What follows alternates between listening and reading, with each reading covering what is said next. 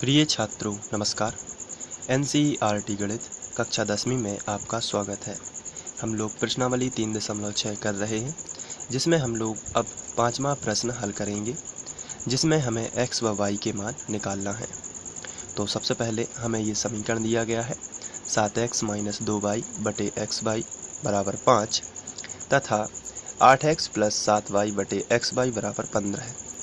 तो ये दोनों समीकरण हमें दिए गए हैं, तो सबसे पहले हम लिखेंगे दिए गए समीकरण और इन दोनों समीकरणों को लिख लेंगे।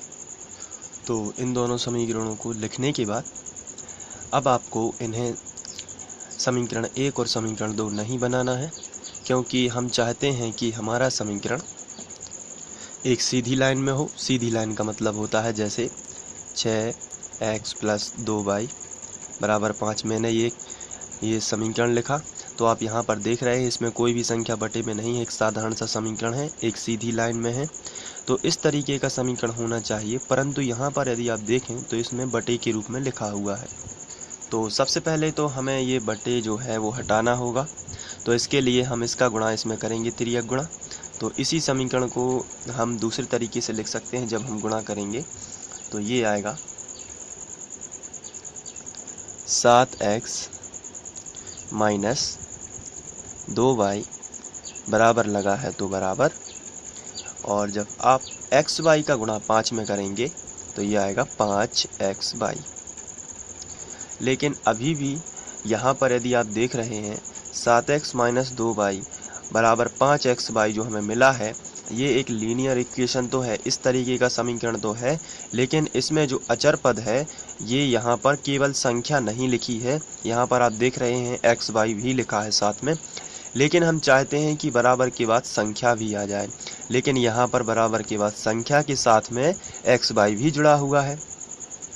तो इस xy को हटाने के लिए हम पूरे समीकरण में xy से भाग दे देंगे, क्योंकि इसके पहले जो हमने क्वेश्चन किया था और उसके बाद यानी कि इसके पहले जो हम क्वेश्चन कर चुके हैं उनमें यदि हम देखें तो यहाँ पर संख्या जो है बराबर में 2 दी जाती थी, यहाँ बराबर में 13/6 है। तो आप देख रहे हैं केवल संख्या ही दी जाती थी, उसके साथ में xy नहीं था। यहाँ पर आप देख रहे हैं समीकरण यदि 2 की बात की जाए तो यहाँ पर भी संख्या है और यहाँ पर भी संख्या दी जाती थी, और यदि समीकरण जो हमें तीसरा क्वेश्चन दिया गया था उसकी बात की जाए तो यहाँ पर भी संख्या है और यहाँ पर भी संख्या है। तो कहने का मतलब ये है कि जब बराबर के बाद हमें संख्या दी जाती है, लेकिन हमने इसको व्यवस्थित करने के लिए xy का गुणा 5 में किया तो हो गया 5xy। तो हम इस xy को अब हटाना चाहते हैं, तो xy को हटाने के लिए आपको इसमें xy से भाग देना होगा, लेकिन हम एक पक्ष में xy से भाग नहीं दे सकते। अगर हम यहाँ भाग देंगे तो हमें इस पक्ष में भी xy का भाग देना होगा, इसलिए हम पूरे समीकरण में xy का भाग दे देंगे। तो चलिए अब हम xy का भाग पूरे समीकरण में दे देते हैं। तो उसके लिए हम करेंगे जब, तो हमें मिलेगा 7x बटे हम xy करेंगे। हम इसको पहले रफ में समझ रहे हैं, उसके बाद हम सिस्टमेटिक समझ लेंगे।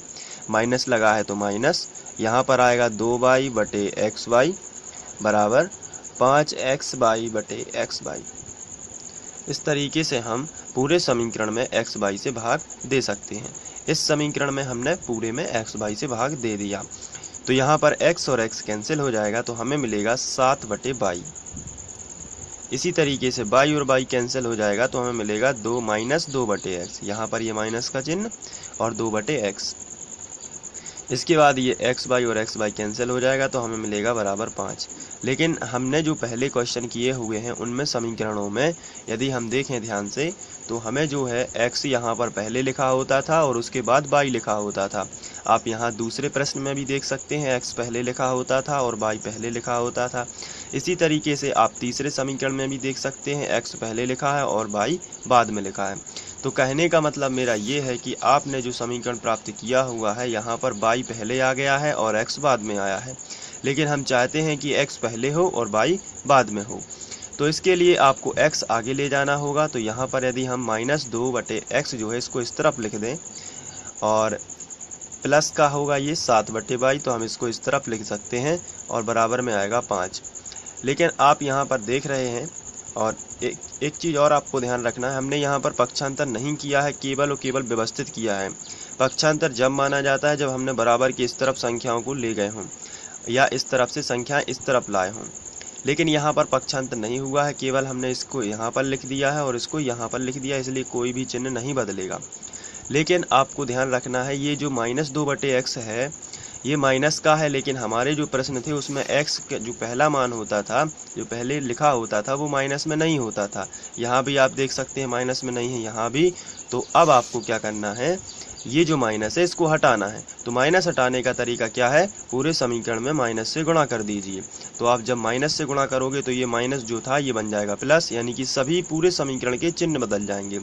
ये माइनस का था तो 2/x प्लस का बन जाएगा, ये प्लस का था तो ये माइनस का बन जाएगा। इसी तरीके से जो प्लस का 5 था यानी धन का 5 था, ये ऋण का 5 बन जाएगा। तो इस तरीके से हमें एक नया समीकरण मिलता है और इसे हम समीकरण 1 बना देंगे। यदि आप इसको समीकरण 1 ना भी बनाना चाहें तो कोई बात नहीं, लेकिन ये एक तरीके का व्यवस्थित सवाल हो जाएगा और यहाँ से आप 1/x बराबर u मानेंगे और यहाँ से आप विलोपन विधि से सॉल्व करेंगे, एक नया समीकरण आपको प्राप्त होगा। तो इसके लिए आपको ये पूरी प्रोसेस करनी होगी। तो चलिए अब हम लोग इसको दोहराते हैं। तो यहाँ पर आपने लिखा है 7x - 2y बराबर 5xy। अब आप xy से भाग करोगे इसमें तो आपको मिलेगा, इसी तरीके से हम इसमें भी कर देते हैं। तो सबसे पहले तो 8x ये वाला ज्यों का त्यों रहेगा प्लस 7y बराबर 15 का गुणा xy में करोगे तो आएगा 15xy। इस तरीके का आपको समीकरण मिल जाएगा। इसके बाद हम यहाँ पर पूरे समीकरण में xy से गुणा करेंगे, इसमें भी करेंगे। तो दोनों समीकरणों में xy से भाग करने पर समीकरणों के दोनों पक्षों में xy से भाग करने पर, जब हम xy से भाग करेंगे तो यहाँ पर और यहाँ पर आपको दोनों जगह देखना है। तो यहाँ पर हम यहाँ पर लिखेंगे 7x - 2y बराबर 5xy, ये पहला समीकरण है। और दूसरा समीकरण है 8x प्लस 7y बराबर 15xy, ये दूसरा समीकरण है। अब इन दोनों समीकरणों में हमें xy से भाग करना है, तो हम यहाँ भी xy लिख देंगे, यहाँ भी xy लिख देंगे और यहाँ भी xy लिख देंगे। इसी तरीके से यहाँ भी हम xy लिख देंगे, यहाँ पर भी xy और यहाँ पर भी xy। तो ये अभी हम समीकरण बनाने का प्रयास कर रहे हैं, इसलिए हम ये प्रोसेस दोहराएंगे। यहाँ पर x और x कैंसिल हो जाएगा तो हमें मिलेगा 7/y। बहुत ध्यान से समझना है। तो आपको मिल जाएगा 7/y। इसी तरीके से यहाँ पर आप y और y कैंसिल करोगे तो आपको मिलेगा -2/x, तो आप यहाँ पर लिखोगे -2/x। यहाँ पर xy कैंसिल हो जाएंगे, दोनों xy कैंसिल हो जाएंगे तो आपको मिलेगा केवल और केवल ये 5। और यहाँ पर आप देख रहे हैं x और x कैंसिल हो रहा है तो क्या मिल रहा है 8/y प्लस यहाँ पर y और y कैंसिल हो गया तो 7/x बराबर यहाँ पर ये xy और ये वाला xy दोनों कैंसिल हो जाएंगे तो आपको मिल जाएगा 15। तो ये हमें दोनों समीकरण मिल चुके हैं, लेकिन हम इनको भी व्यवस्थित करना चाहते हैं, यानी x पहले लिखना चाहते हैं और y बाद में, क्योंकि जो हमें क्वेश्चन दिया गया था उनका फ्लो इसी तरीके का था। बाकी जो क्वेश्चन हमने किए हुए हैं, यदि हम पहले प्रश्न की बात करें तो x पहले लिखा है और y बाद में लिखा है। इसी तरीके से यदि इसकी दूसरे क्वेश्चन की भी बात करें तो भले ही ये करणी के अंदर x लिखा है लेकिन लिखा तो पहले था। इसी तरीके से यहाँ भी लिखा तो पहले ही था, तो हम इसमें y पहले नहीं लिखने वाले, हम पहले क्या लिखेंगे x। तो इसके लिए -2x हम इस तरफ खिसका देते हैं, -2/x, और ये प्लस का 7y हम इस तरफ लिख देते हैं, 7/y बराबर में हमें मिलेगा 5। और यही प्रोसेस हम यहाँ भी दोहरा देंगे। 7/x को आगे लिख देते हैं और ये प्लस का ही होगा क्योंकि कोई भी चिन्ह नहीं लगा है, तो प्लस 8/y ये बाद में लिख देंगे बराबर 15। अब इसके आगे जो माइनस है इसको हम हटाना चाहते हैं, क्योंकि हम एक x जो है उसके आगे हम माइनस भी नहीं लगाना चाहते, क्योंकि हमें क्वेश्चन में कभी माइनस भी नहीं दिया गया था। तो हम इसको एक सिंपल सा क्वेश्चन वो बनाना चाहते हैं प्रश्न, तो हम ये माइनस भी हटा देंगे।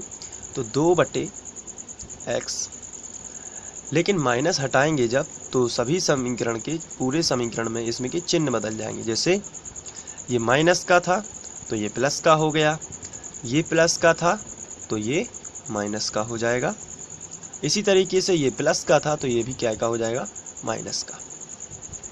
और इसमें माइनस नहीं था आगे, इसलिए हम इसको व्यवस्थित नहीं करेंगे, ज्यों कहते हैं लिख देंगे। और 7/x प्लस 8/y बराबर 15। अब इसके बाद हम एक समीकरण तक पहुंच चुके हैं। अब इसको हम लिखेंगे माना। अब यहाँ पर x/y हो चुका है, तो ये अब पहले जैसा बन चुका है। तो अब हम इसको सॉल्व कर सकते हैं। तो इसके लिए हम मानेंगे माना 1/x बराबर u और 1/y बराबर v। ये हम मानेंगे ताकि हमें एक सीधी लाइन में समीकरण मिल सके। सीधी लाइन का मतलब होता है इस टाइप का प्रश्न मिल सके। अभी ये बटे में है तो इसके लिए हमें u और v मानना पड़ता है। इसके पहले भी मैंने क्वेश्चन करवाए हैं, उनमें बताया है। तो u और v मानने के लिए 1/x को क्या मान रहे हैं, u, और 1/y को क्या मान रहे हैं, v। चलिए अब इसको आगे करते हैं। तो इन समीकरणों को ध्यान से देखना है। यहाँ पर 1/x जो है उसको तो हम u मान लेंगे, लेकिन यहाँ लिखा कितना है साथ में 2, तो हो जाएगा 2u, क्योंकि 1/x पूरा का पूरा क्या है, 1/x u है। आप इसको ध्यान से समझ सकते हैं। जैसे यहाँ पर हमारा समीकरण है 2/x, तो हम लिख सकते हैं 2/x। लेकिन यहाँ पर यदि हम गुणित में 1 तो मान ही सकते हैं, तो 1/x ये पूरा मान किसका है, 1/x पूरा मान है u का, लेकिन साथ में कितना लिखा है 2, तो ये जाएगा 2u।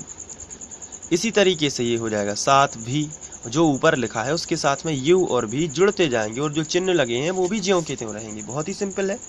तो यहाँ पर आ गया 2u, माइनस लगा है तो माइनस।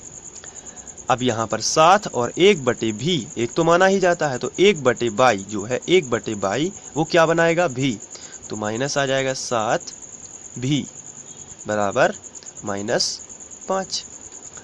ये हम इसको समीकरण 1 बना सकते हैं। इसी तरीके से 7/x प्लस 8/y बराबर 15 लिखा हुआ है, तो 1/x को हम क्या मान रहे हैं, u, तो ये क्या आ जाएगा 7u प्लस 8v बराबर 15। बहुत ही सिंपल होता है, 7u प्लस 8v बराबर 15। तो हम यहाँ पर लिखेंगे 7u प्लस 8v बराबर 15। ये है समीकरण 2। अब आपको ध्यान से देखना है, समीकरण 1 व 2 तो हमने बना लिया है। अब इसे हम विलोपन विधि से सॉल्व करेंगे। तो विलोपन विधि से सॉल्व करने का नियम होता है, आप या तो u को विलुप्त करिए या v को विलुप्त करिए। हम लोग शुरू से ही v को विलुप्त करते आ रहे हैं।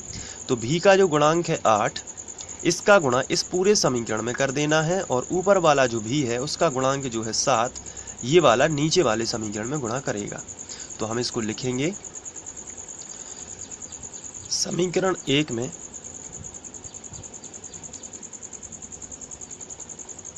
8 से गुणा, यहाँ पर 8 लिखा है तो आप यहाँ पर लिखोगे 8 से गुणा, तथा समीकरण 2 में 7 से गुणा करने पर।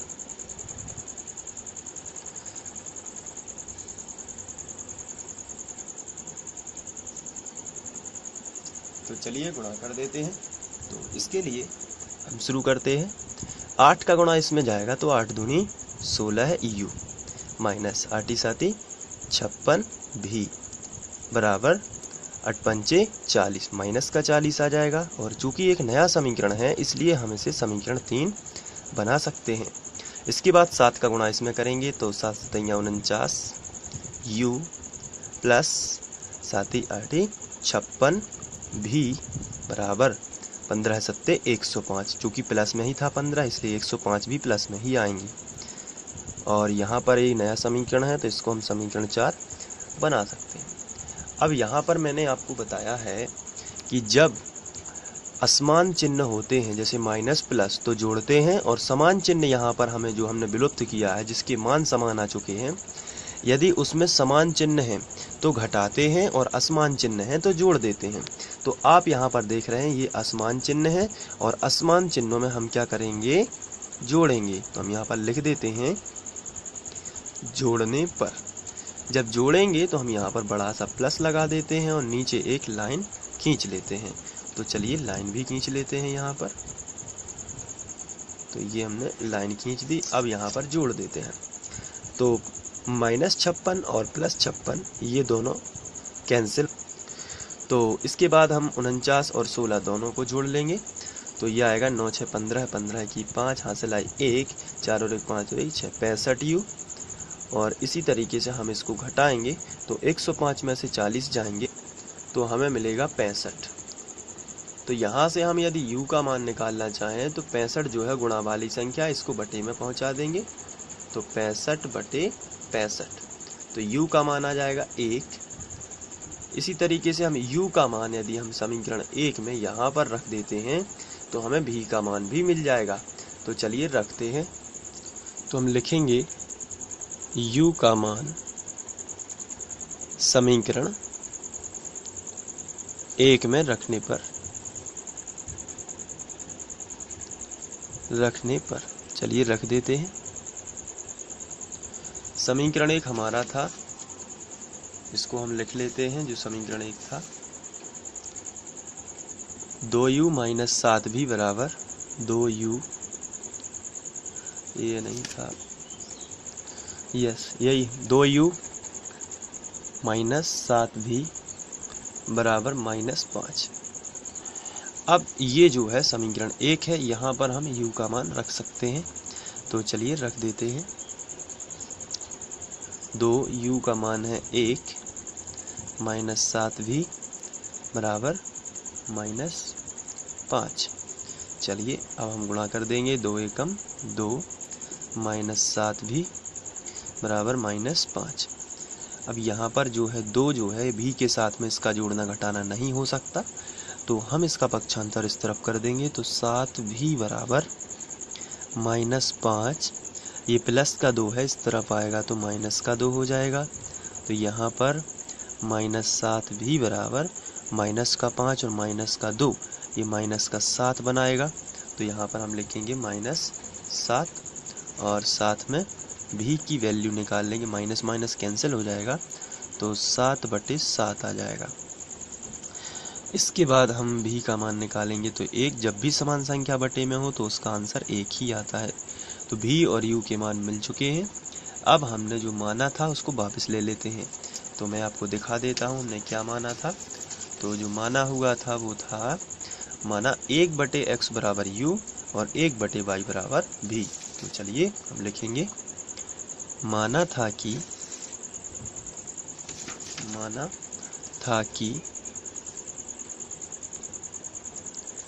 1/u बराबर x और